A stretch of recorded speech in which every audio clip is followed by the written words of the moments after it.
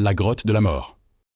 En 2005, 5 amis partirent explorer Cave of Death dans les montagnes de l'Utah aux premières heures du matin. Vers 2 heures, ils arrivèrent à une petite grotte remplie d'eau. L'entrée ne mesurait qu'environ 1,2 m de haut, les obligeant à ramper pour pénétrer. La grotte se rétrécissait rapidement et le danger principal se cachait sous la surface.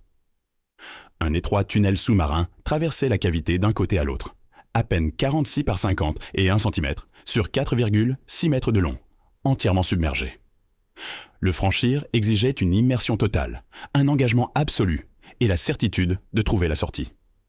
L'une des 5, Jennifer Galbraith, 21 ans, y était déjà venue.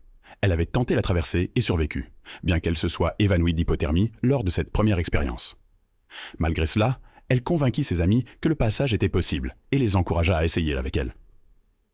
Blake Donner, 24 ans, Scott McDonald, 28 ans, et Ariel Singh, 18 ans, suivirent Jennifer dans l'étroit passage. Le 5e ami resta dehors, en attente de leur retour. Jennifer entra la première dans l'eau. Les autres supposèrent qu'elle avait franchi le tunnel et la suivirent, l'un après l'autre. Mais personne ne refit surface.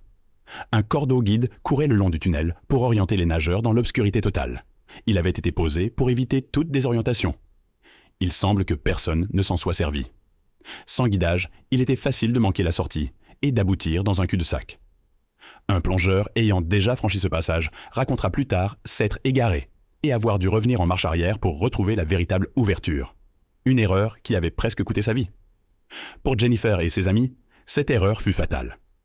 À 6h25 du matin, après des heures sans signe du groupe, l'ami resté à l'extérieur appela les secours. Les sauveteurs lancèrent l'opération. Une hypothèse suggéra que le groupe avait pu atteindre l'autre côté du tunnel, mais s'être ensuite effondré à cause d'un air appauvri en oxygène dans la chambre. Les cavités souterraines peuvent-elles contenir des taux élevés d'azote ou de dioxyde de carbone? Sans ventilation, même un petit groupe peut épuiser l'air respirable en quelques minutes. Une fois l'oxygène épuisé, viennent confusion, puis perte de connaissance. Le tunnel n'étant large que pour une personne, chacun entra probablement en pensant que la voie était libre, ignorant que ceux devant avaient déjà échoué à s'échapper. Lors de la récupération, les corps furent retrouvés en file indienne, tous tournés vers la sortie. La tragédie de Dribbleby's Cave. Tard dans la soirée du samedi 1er octobre 1983, 6 spéléologues expérimentés pénétrèrent dans Dribbleby's Cave, près de la petite ville de Kutztown, Pennsylvanie. Ce n'étaient pas des débutants. Ils connaissaient bien le monde souterrain, et cette grotte leur était familière, déjà parcourue sans incident. Pendant plusieurs heures, ils suivirent les galeries sinueuses en profondeur. Tout se passa bien jusqu'aux environs de 2 heures, quand le groupe décida de rebrousser chemin. Robert E. Scott, 36 ans, fermait la marche. Il était 3e dans la file lorsqu'ils atteignirent une fente verticale étroite à environ 23 mètres de l'entrée. 2 compagnons l'avaient déjà franchie. Cette crevasse, haute d'environ 24 mètres, mesurait en général 30 cm de large, mais se resserrait au milieu jusqu'à 18 à 20 cm avant de se réélargir plus bas. En s'engageant dans la section la plus serrée, la main de Scott dérapa sur la roche glissante. Les parois, mouillées et boueuses, étaient traîtreusement lisses. En un instant, Scott tomba dans la partie la plus étroite et se retrouva coincé sur le flanc gauche, immobilisé. Rien à saisir, aucun moyen de se manœuvrer. La formation naturelle s'était muée en piège parfait. Ses compagnons remarquèrent aussitôt l'anomalie, firent demi-tour et le trouvèrent bloqué. Bien que aguerris aux étroitures, ils ne purent le dégager. Après 8 heures d'essais infructueux, ils prirent une décision difficile. À 9h30, le dimanche matin, ils sortirent appeler du renfort. Des volontaires de 4 casernes de pompiers locales affluèrent, mais les sauvetages souterrains n'ont rien à voir avec ceux de surface. Courageux, les intervenants n'avaient pour la plupart jamais affronté une telle situation.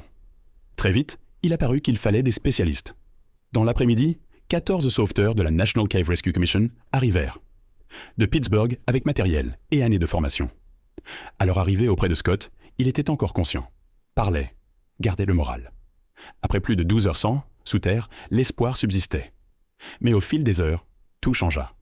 Scott devint hostile, irrationnel, cria sur les sauveteurs et refusa de coopérer.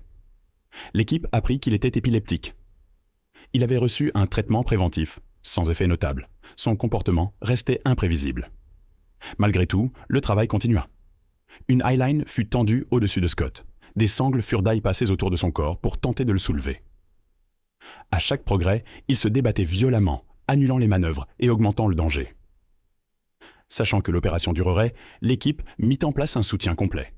Chaufferette autour de lui, projecteur dirigé pour fournir de la chaleur, rallonge jusque dans la grotte pour faire souffler des sèche-cheveux afin de réchauffer ses vêtements. Un monitoring suivait ces constantes. Il put boire et manger, café, bouillon, hot dog, donut. Physiquement, il tenait. Mentalement, il déclinait.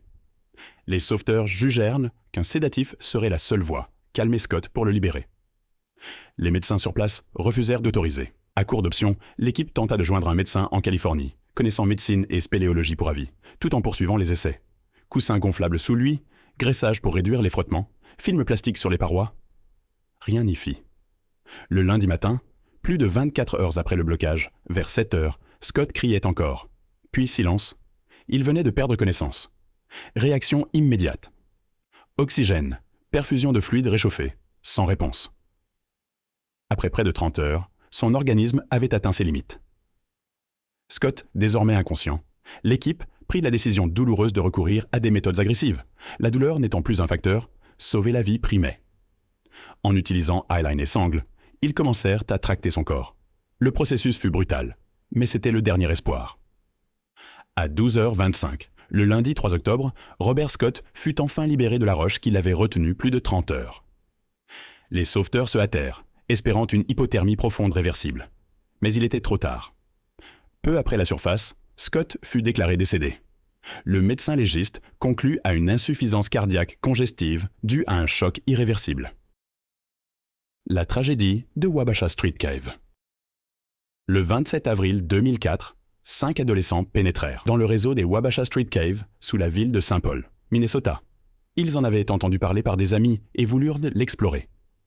Le groupe incluait Nicholas Lee Larsen, 17 ans, Nathalie Lorraine Van Fost, 17 ans, et Patrick Gerard Dagg, 17 ans. 2 autres garçons, du même âge, les accompagnaient. Rien ne leur laissait penser que l'air y serait dangereux. Les Wabasha Street Caves font partie d'un vaste réseau, creusé par des mineurs au 19e siècle, des kilomètres de galeries, aimantant depuis longtemps les amateurs de sensations. Des panneaux d'avertissement avaient été posés aux entrées, rappelant même la mort de 2 adolescents en 1992. Mais le réseau restait facile d'accès, avec des dizaines d'entrées non répertoriées. Le groupe entra par une petite ouverture, à peine assez large pour ramper. À l'intérieur, les tunnels s'élargirent. Ils se mirent à marcher debout, guidés par leurs lampes.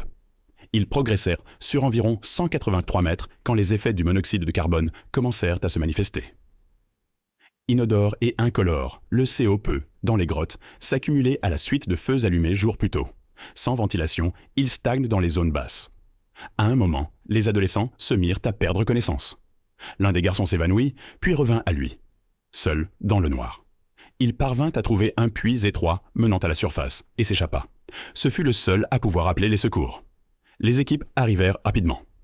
En entrant, elles trouvèrent 3 adolescents déjà décédés. Un 4e était vivant, mais inconscient. Il fut transporté à l'hôpital et placé en caisson hyperbare pour éliminer le CO, dans un état critique. Le garçon qui s'était échappé fut également pris en charge, puis relâché. Brièvement inconscient, il avait survécu. Les noms des 2 survivants ne furent pas divulgués. Le soir même, les pompiers murèrent l'entrée empruntée par le groupe, amoncelant grosses pierres, branches et terres pour empêcher d'autres intrusions. Mais le réseau comporte des dizaines d'entrées, souvent non documentées. Les autorités reconnurent qu'il était impossible de tout fermer. Si vous avez aimé cette vidéo, abonnez-vous pour découvrir d'autres histoires du même genre et n'hésitez pas à laisser vos suggestions en commentaire pour la prochaine.